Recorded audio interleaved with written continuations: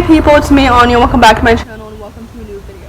I'm very excited to film today's video because like last week's video where I talked about my favorite queer fantasies, I read a lot of queer contemporaries, so it was very difficult to narrow down this list, but here we are. The first book on this list is called This Is What It Feels Like.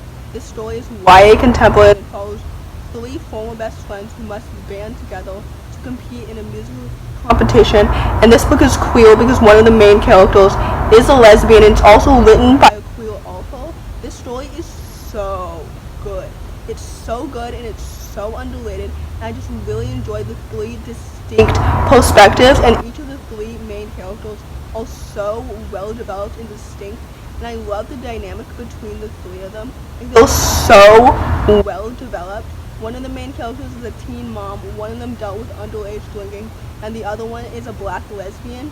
So each of the three perspectives are so distinct and well done, and each of them brought something new to the table, you know what I mean? This story is so well done. I love the friendship so much. I think this book deserves just as much hype as like Opposite of Always or like Everything, you know what I mean? This book is so good. The sapphic romance in the story is so cute and so wholesome, and the story is so good. I think it's absolutely incredible. I think it's absolutely tremendous and amazing and just so awesome, and it's so underrated and for what. So with that, I would highly recommend it because the story is so good. The next book on this list is one of my favorite books of all time, and it is Radio Silence by Oseman. This story is so good. It's YA contemporary and follows a young girl named Frances who's biracial and bisexual and so great. I love this book so much because I love Frances as a character. I think that she is such a well-developed, distinct character, and I remember just falling in love with her as a person. I think that she is so relatable, and I know that there's so many young teenagers out there who can relate to her. Well, I'm not really going to explain the synopsis of this story because A, this book is so popular that you've probably heard of the synopsis, and B, I kind of want people to go into the story the same exact way I did, and I really had no idea what the story was going to be about before I read it. I think that's partly how I fell in love with it, you know what I mean? Like, this story is so good. Without the synopsis, I really had no expectations before going into this book, and I think that's partly why I completely loved it. This story is so good. It's absolutely so good. It's the first book that I ever read by Oseman, and I think that it is her best book. This story is so good. I literally created a book tag in honor of this book and how much I absolutely loved it. I love the friendship that forms between Frances and Aled. I love this book so much. All the characters are so well developed and distinct. The plot is so intriguing. The story is so well done.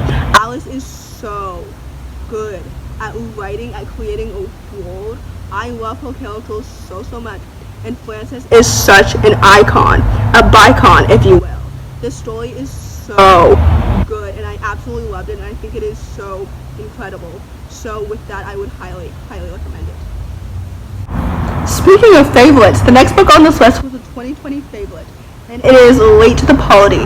This story is YA contemporary and follows a young girl named Cody who's always felt late to the polity in the sense that like she's never been kissed, she's never been to a polity. She feels late to the polity in like a social obligation sense, you know what I mean?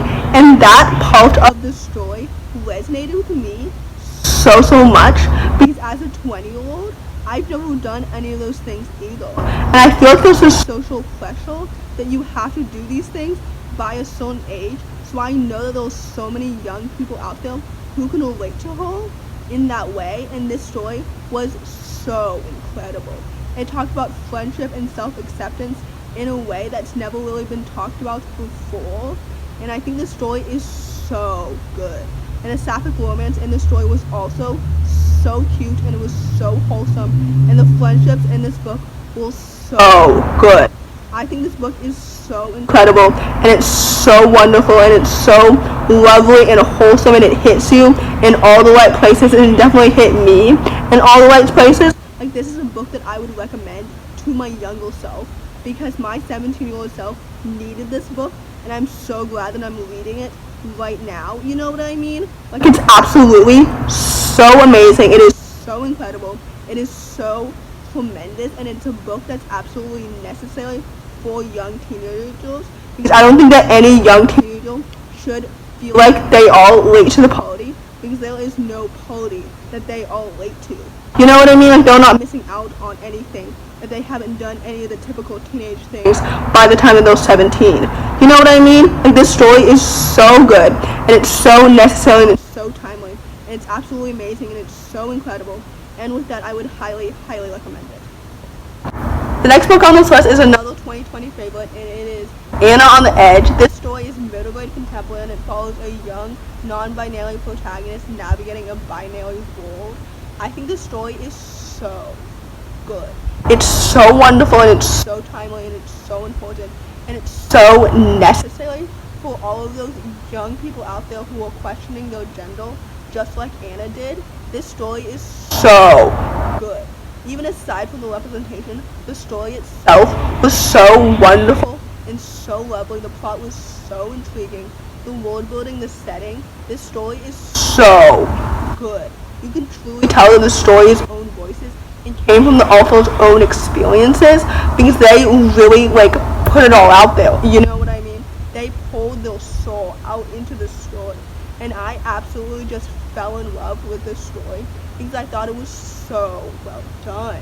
It was so distinct and wonderful and lovely, and I just fell in love with the story so much, and I'm so excited for this author's next book that is coming out in, I believe, January 2022.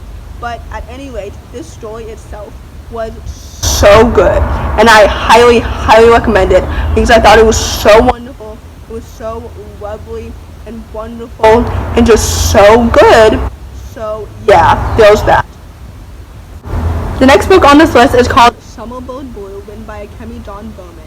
This book is YA contemporary, and it follows a young girl who's sent away to live with her aunt in Hawaii after her sister dies to face her own grief.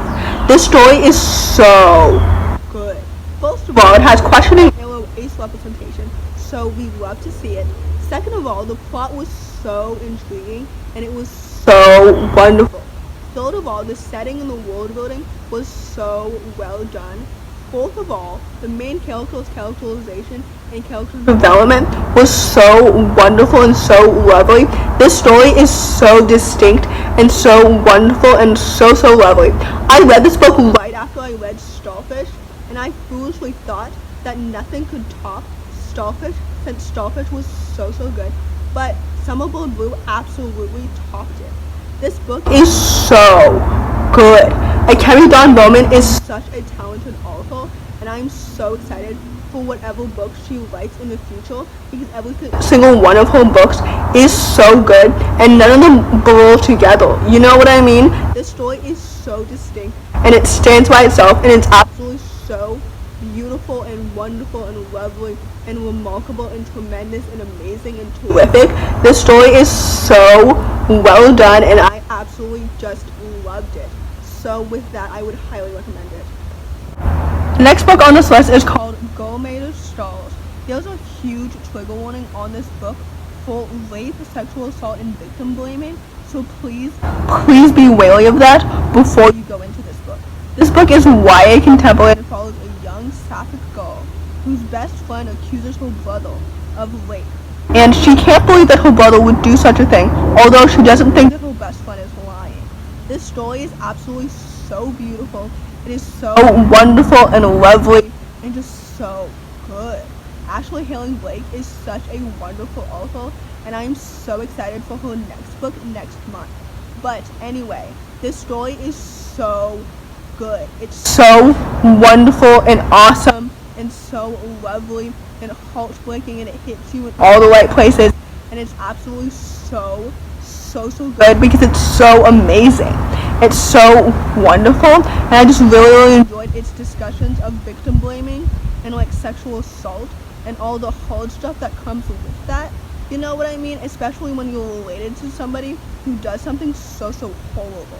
You know, I don't know if that makes any sense, but essentially, I think that Ashely did this subject justice, and she did it so well. This story is so good. I thought it was absolutely so good. Ashely Herring Blake is such a good author because she tackles hard-hitting subjects like this so well. You know, like, this story is so good. I thought it was absolutely so amazing and so terrific and so incredible. I know this video is becoming very redundant because I keep saying the same things about all of these books, but I truly mean it. This story is so good. It's absolutely so good, and with that, I would highly recommend it. So, in conclusion, I highly recommend all the books on this list because they're all so incredible and so awesome. If you enjoyed this video, please don't hesitate to give it a big thumbs up. Comment down below the swan emoji if you made it all the way to the end of the video. Thanks for watching. Subscribe to my channel if you're new, and I'll see you in my next video. Bye!